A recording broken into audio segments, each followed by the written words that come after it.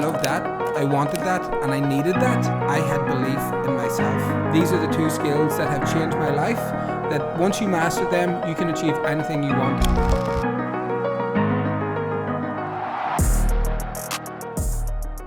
Hi, and welcome back to the Mindset and Marketing Podcast. My name is Matthew Toman, and I am your host for today's show.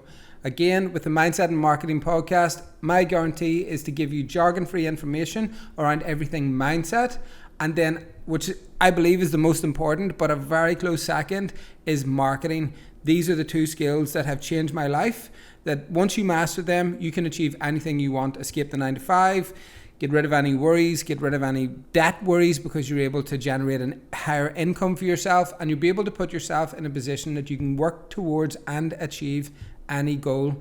My commitment to you is to give you as much jargon-free information as I possibly can. I'm constantly researching, I'm constantly doing courses, and as a team within the Mindset and Marketing Academy and my digital media agency, Bankhouse Media, we are always learning and we're always sharing the information with you guys. So any questions, keep them coming. And again, so much information on our social media, so feel free to challenge or feel free to follow them. Just a quick update on everything that's going on in life. So in the past week, we have been coming to the final stages of our AI tool. And everything we're doing around that, with a whole program around how to have AI work as your assistant to do every single thing in your life and every single thing in your business and help in all areas. So that program is coming to the end. I have been filming webinars, signing off on workbooks, signing off on sales page copy with the team, and just working through so many different things. There's a lot of information, and today's topic for the show, by the way, is going to be really interesting to you, considering this is what I'm now working on and how I'm now running the business. And whenever we come to the topic of today's show, it's going to be interesting in how AI has combined with that. Went to see Spider-Man last week. It was the animated one. It was brilliant. I was not expecting it. I haven't seen the first one of that series. But it didn't really need to, I don't think. I'm going to go back and watch it now, but it was definitely something that I would highly recommend. Living in LA has been brilliant. The sun has been shining, eating all of my favorite foods, because I don't drink anymore, obviously, so I'm just all about eating, and I could eat every day non-stop, I'm not going to lie to you. So the topic of today's show is how my biggest insecurity turned into my biggest strength, which is dyslexia. Dyslexia is something that I have dealt with through my whole life, and for a massive part of it, didn't even realize what was going on, didn't understand why I couldn't read. Whenever I was reading out in class, it sounded like I was having a stroke. Just as a child, I just couldn't get the words out. I couldn't get them off the page. The teachers always said they felt that I was trying to read too fast and trying to get to the end of the sentence, whenever really it was just like a mashup of so many different words on the page. And it was something that I just shied away from. I never read a book. I just hated English. I failed in science as well, because I felt science was a lot of text stuff. Religion, there was so many different things that I couldn't do and I couldn't master. I got through school without being diagnosed with dyslexia and didn't find out until my 20s, but I always knew there was something wrong. It made a lot of things clear, but it was my biggest weakness and something that I was not ashamed of. I didn't care really. No one asked me and I didn't have to speak about it, but I was always embarrassed whenever I couldn't read, and whenever I couldn't really write. I was getting my words mixed up, my spelling was bad. Whenever it comes to writing on social media and stuff, you get a spelling wrong, especially on stories, because you can't go back and edit those so easily.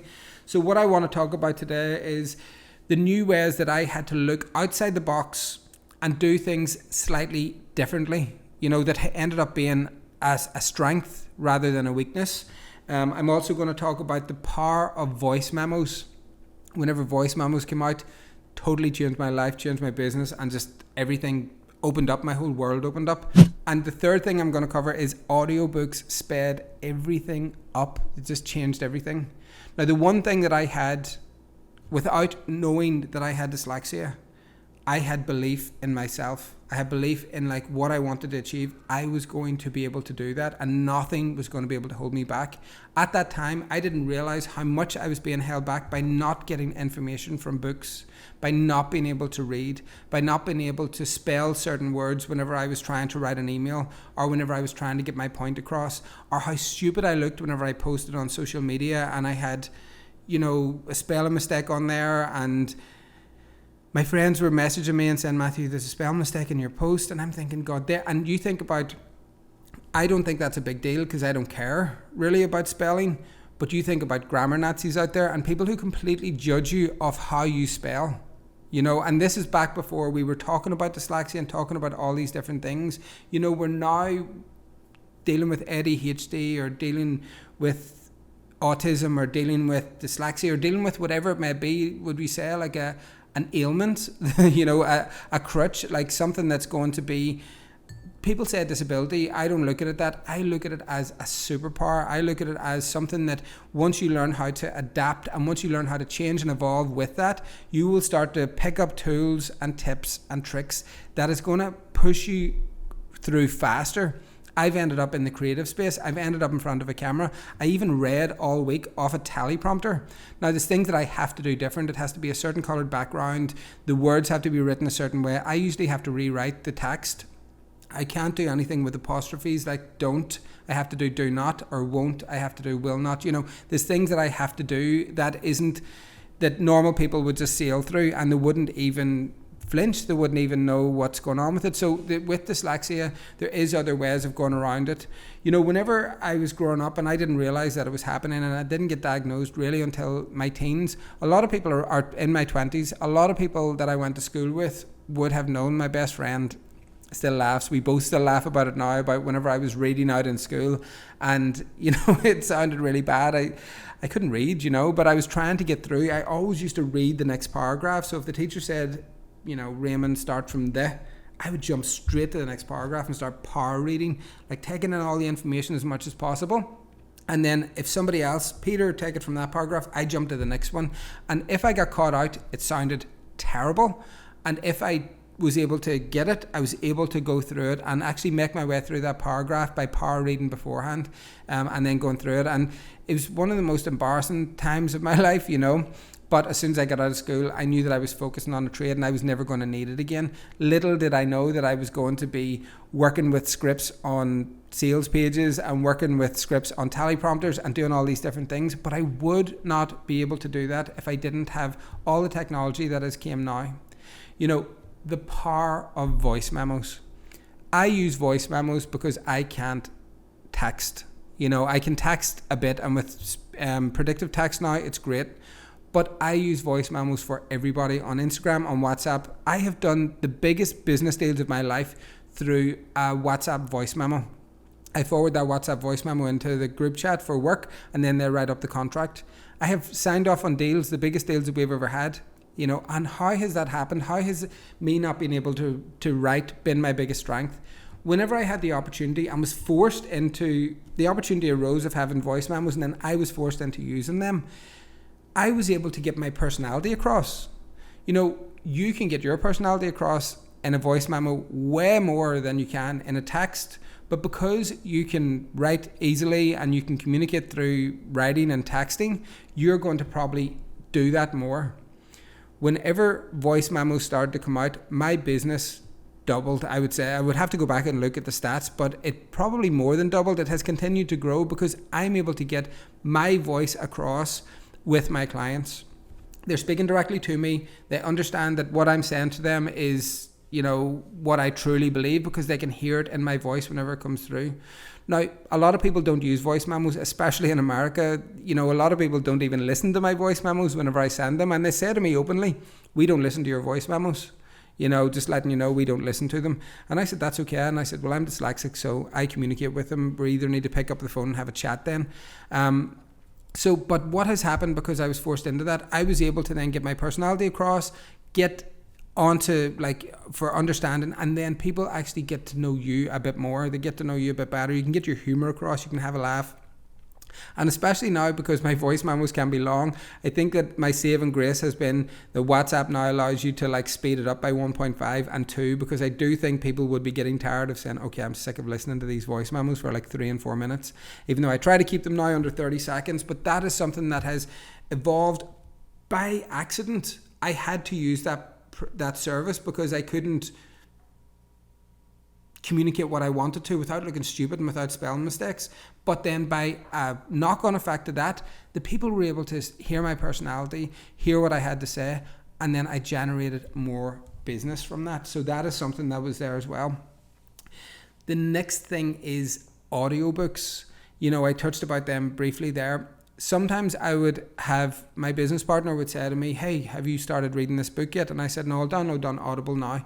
I get it on Audible. I have finished the book within 2 days, and he's maybe only on chapter 6.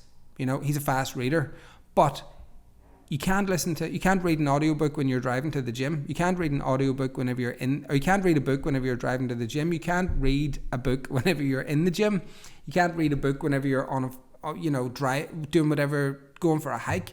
But I could listen to audiobooks every minute of the day. From I get up in the morning, when I'm making my breakfast, I've got it in, take it out for the shower, get back onto it again for a hike, get back onto it again in the gym. So audiobooks blew my mind, because I had been held back for so many years in school, not being able to take in knowledge. Right? So I thought I hated school. I didn't. I loved learning. I loved being taught. I didn't realize that until I was older. Whenever audiobooks came, I was able to take in the information faster, I was able to retain it, and I was able to then reshare it to other people. So audiobooks came in and changed my life. Now, you not being dyslexic and maybe live in the imagination of reading a book and absolutely love it, the feel of the paper, the smell of it, and I get that 100%. But because of my ailment of dyslexia and holding me back, I was able to take in information at double, if not triple or quadruple the speed that you were taking it in reading, or the normal person was taking it in reading, or the normal seemed to be person. You know, I've read, I think, 3 books in my entire life.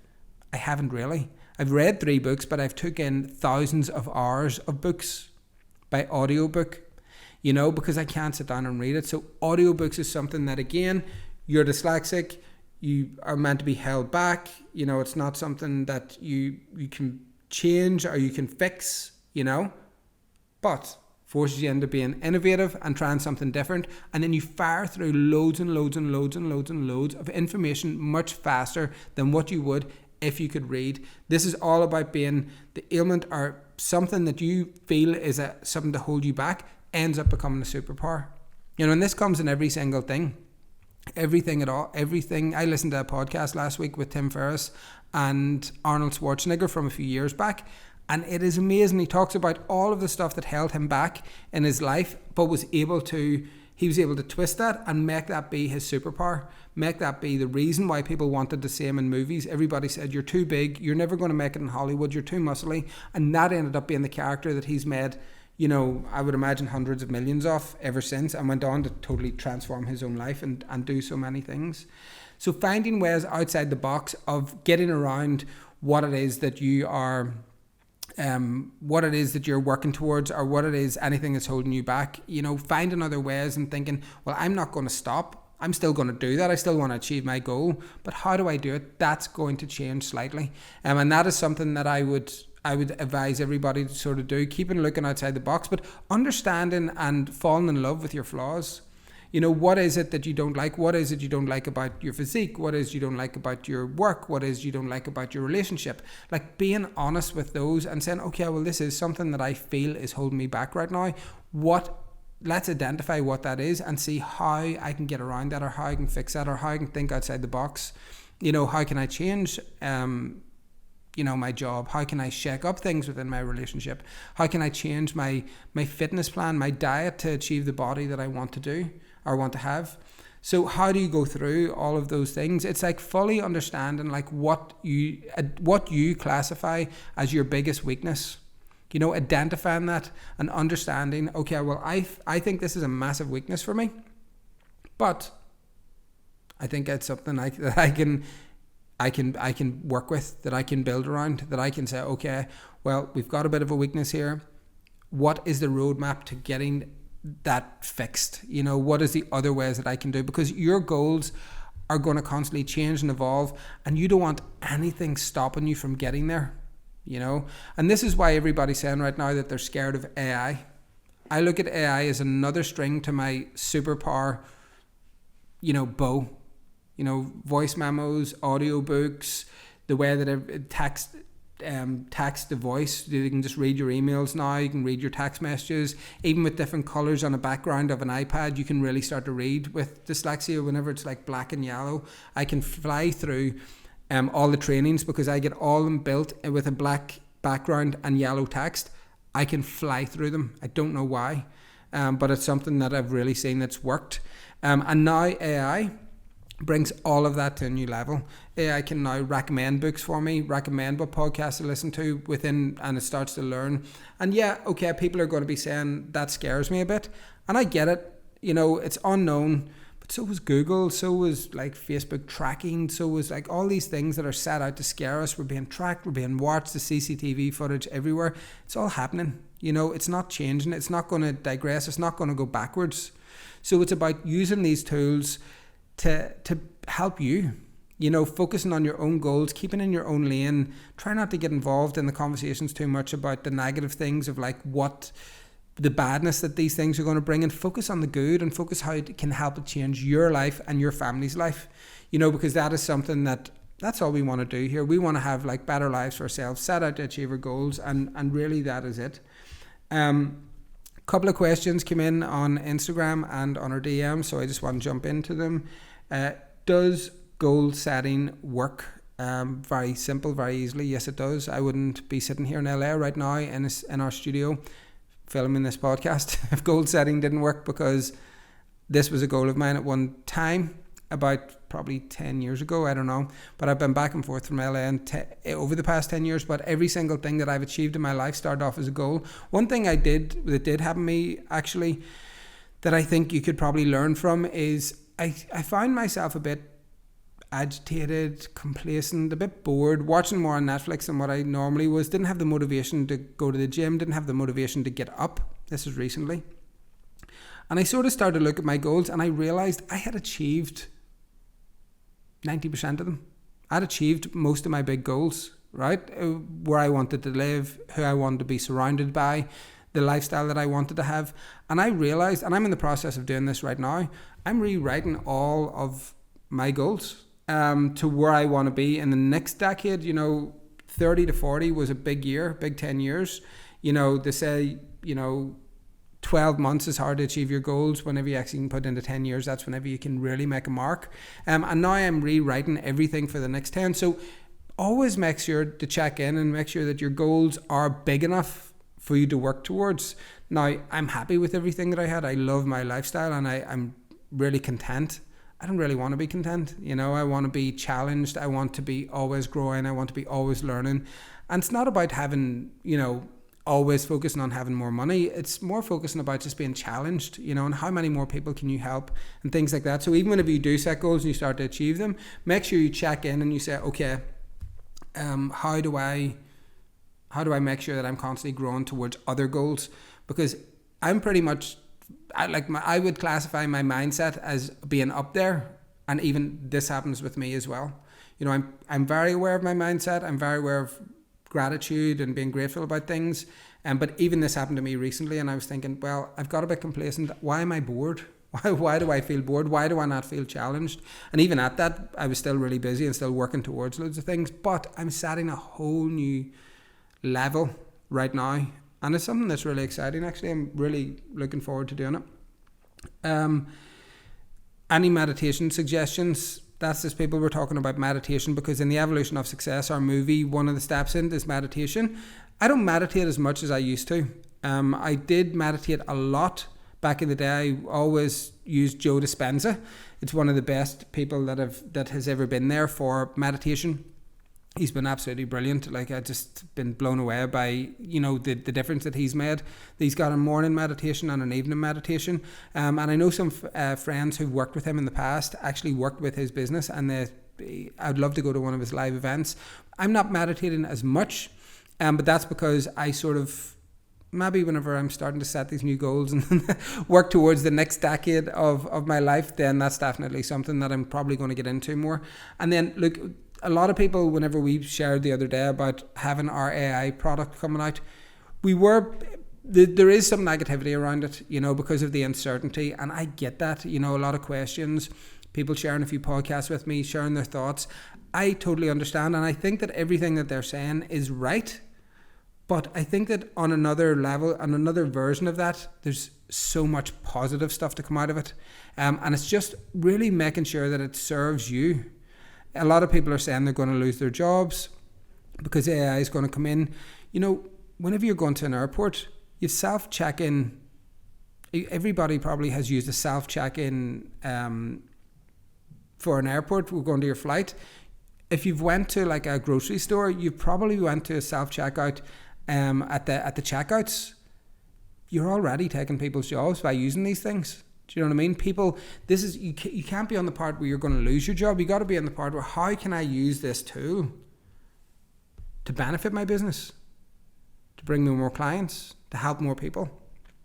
So for every single thing in the world, there's going to be a negative and there's going to be a positive.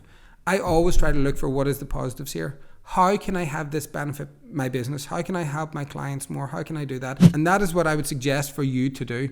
Focus on how the positives can help people.